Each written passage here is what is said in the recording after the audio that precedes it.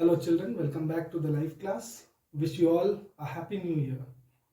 Children, today we shall start with a new play, If I Were You by James Douglas. Before I proceed, you can just check the glossary which I have mentioned here on the board. You can also note it down in your textbook so that you can refer to these new words and read the entire play. It will help you to understand and relate the play in a easy and convenient manner. Now children, if I were you, the very heading, the very title of the play says if I were you. Children, I guess you can understand that this is a conditional sentence, right? Where the I has a wish. Now in this play we shall see whether the wish of I has been fulfilled or not. So I would not disclose the climax of the story now, so that for that we shall read the chapter and I shall discuss the chapter. At the end of the play, the climax of the story would be revealed. Now children, James Douglas, every story when we proceed, we just give a short idea or a glimpse of the author. Children, James Douglas is a Scottish writer. And he was quite famous, and in fact he is quite famous as a novelist. And before becoming or before taking up this profession of writing, he was a very well acclaimed journalist in his times.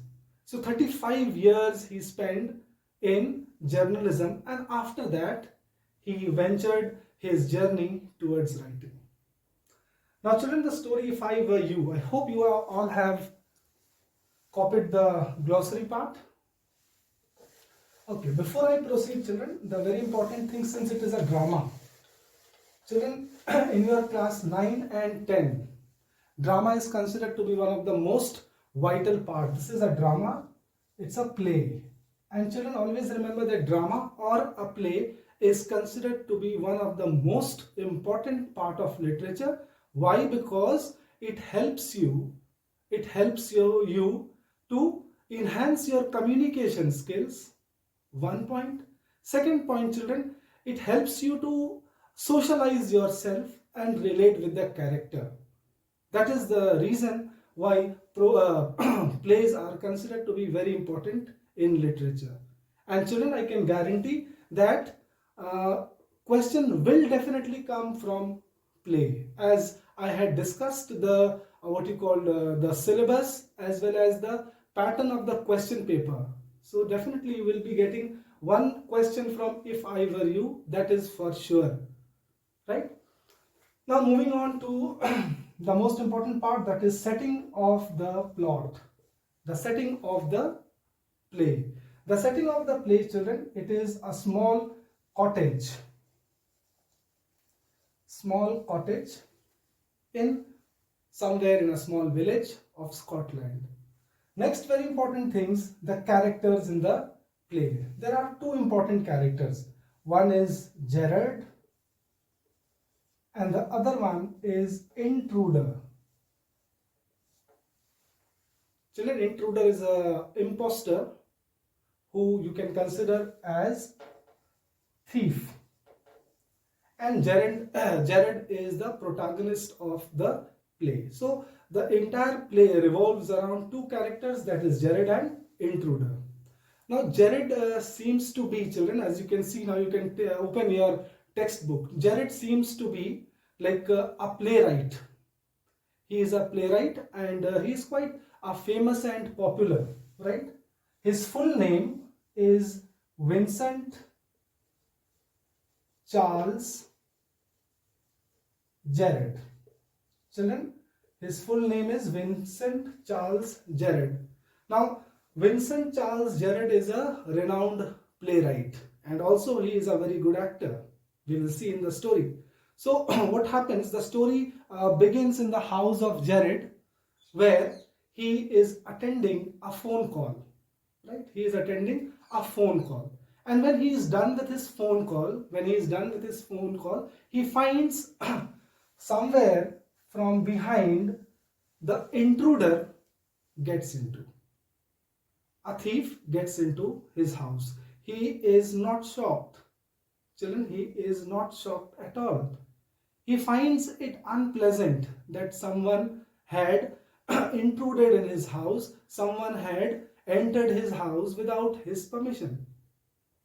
So here he finds he is similar, and the thief, the intruder who had entered his house, was quite similar in his appearance. Means both looked similar, Jared as well as intruder. Now what was the intention of this thief? The thief, children, here does not come to steal anything. The thief does not come to steal anything. He has some other intention. This is what I said. If I were you, I guess you can also make out what the intention of the intruder was. The intruder actually wanted to kill Jared and take his identity. The intruder wanted to kill Jared and take his identity because both looked similar, and he wanted to lead the life of Jared. Right, so this was the intention. If I were you, the intruder wanted to be Jared.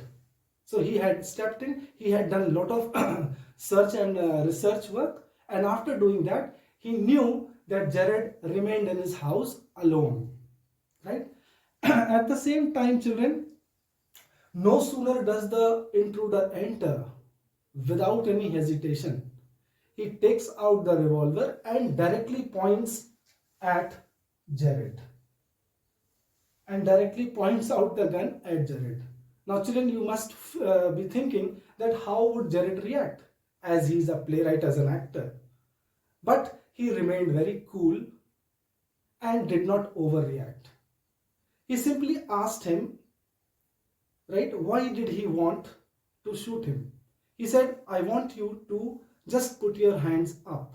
And accordingly, Jared obeys the order of the intruder and says, fine. It is no harm like obeying his orders. But when he spoke, children, when Jared spoke, there was confidence in his voice and there was no kind of shock or surprise. This made the intruder quite confused that this man is not afraid of the revolver which has been put. He is very calm and composed. So what happens next? The intruder wants to stop being smart. Now the intruder felt that Jared was trying, just trying to show his overconfidence. Maybe of not just pretending that he is not afraid of. So intruders rebuked as well as asked him not to be smart, otherwise he would shoot him.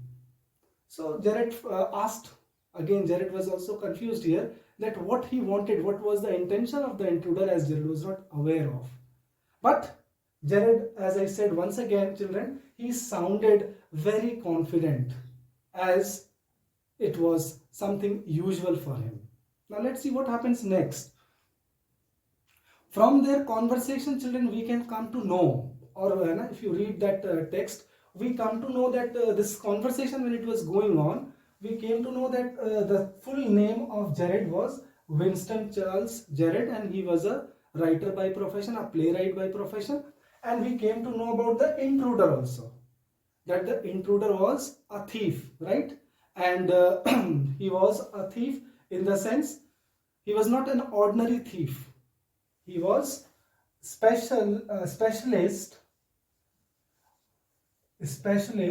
in jewel robbery. He was a specialist in jewel robbery. So what happens here? We also come to know that Winston Charles Jared, he is a kind of mysterious man, right? He doesn't stay at one place. What he does, he always attends call, or normally he gives a call to his tradesman, and over the call he completes his entire transaction. He never meets anyone. This is one more identity we come to know about Vincent Charles Jared. He never meets anyone. He completes or he accomplishes his assignments just over the phone. He never comes in contact to anyone. The next very important detail we come to know that he has a normal house which has a different entrance, where one entrance is already like curtained, which like as a viewer, children normally plays we watch.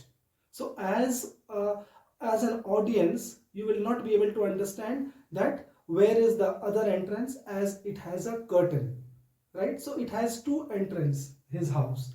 At the same time, we have also come to know that Vincent Charles Jared, he also possesses a car, a normal car which everyone has.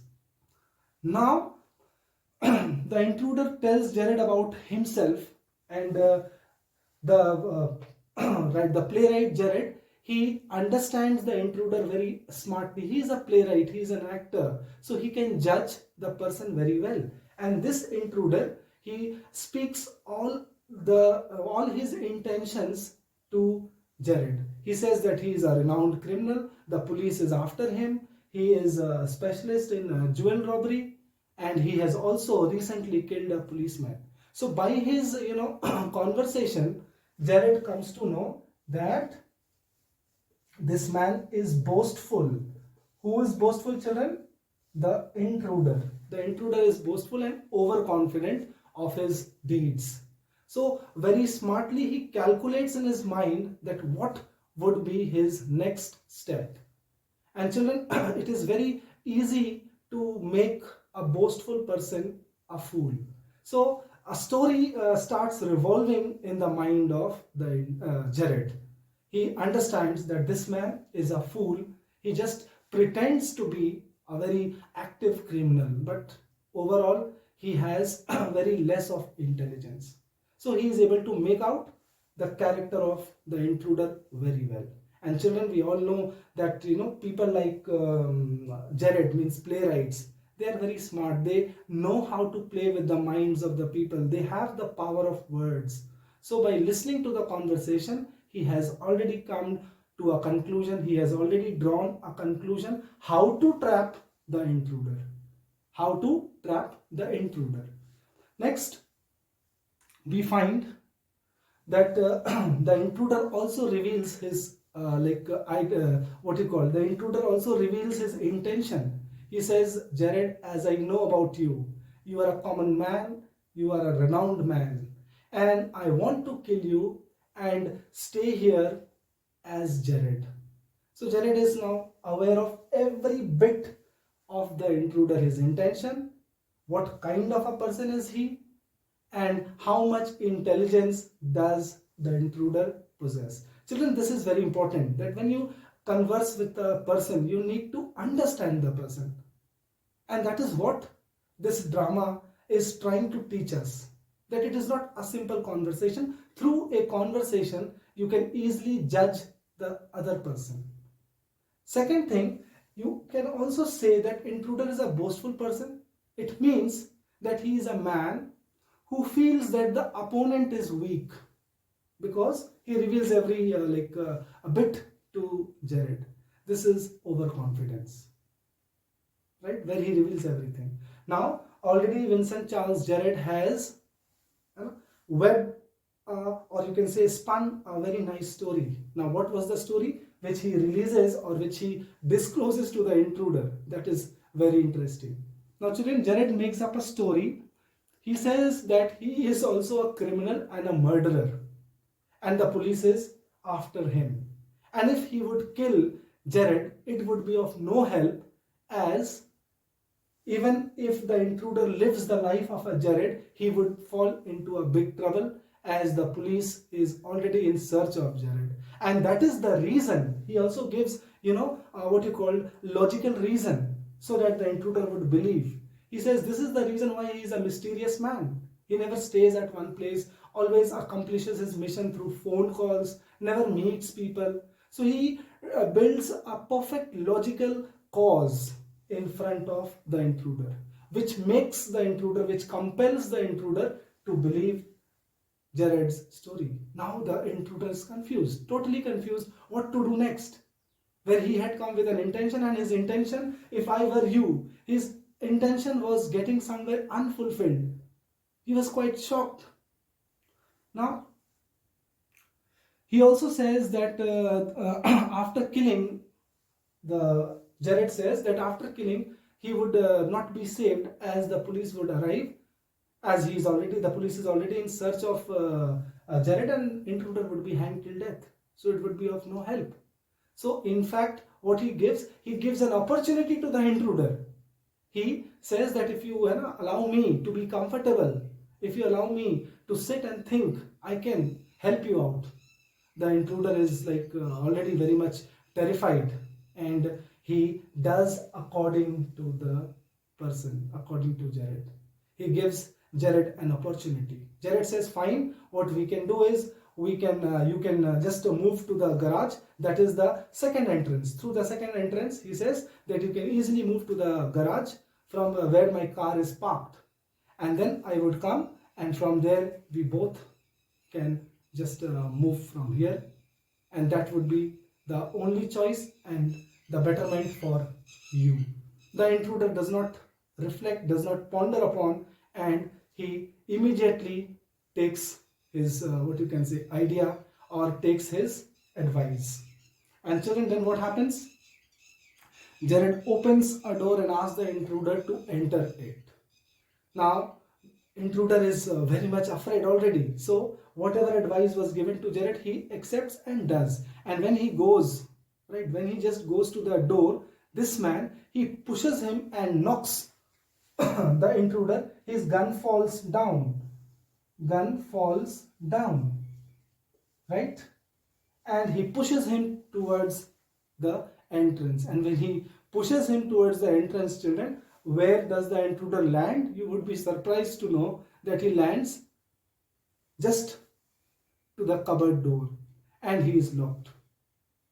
So Jared, with his intelligence and wit, escapes this notorious intruder, and he pushes him and locks him in the cupboard.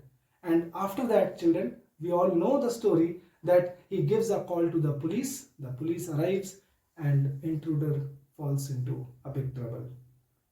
So the chapter, what do we derive from the chapter? Now again, this is the most important part, that is called the theme and message. Children, setting already I have discussed. Now comes the theme and message. Theme of the story is very clear, that significance of intelligence, wit. You need to be very witty, composed, and remain cool-headed even in the crisis. Even if the situation is adverse, we should not panic. And this is what Jared has taught us, that even at crisis situation, even at difficult situation, right, he remains composed and cool-headed. Very tactfully, very smartly, he takes care of the circumstance and situation, and thus overpowers the intruder. And what message do we take from this story is very clear, children, that never, the message is very clear,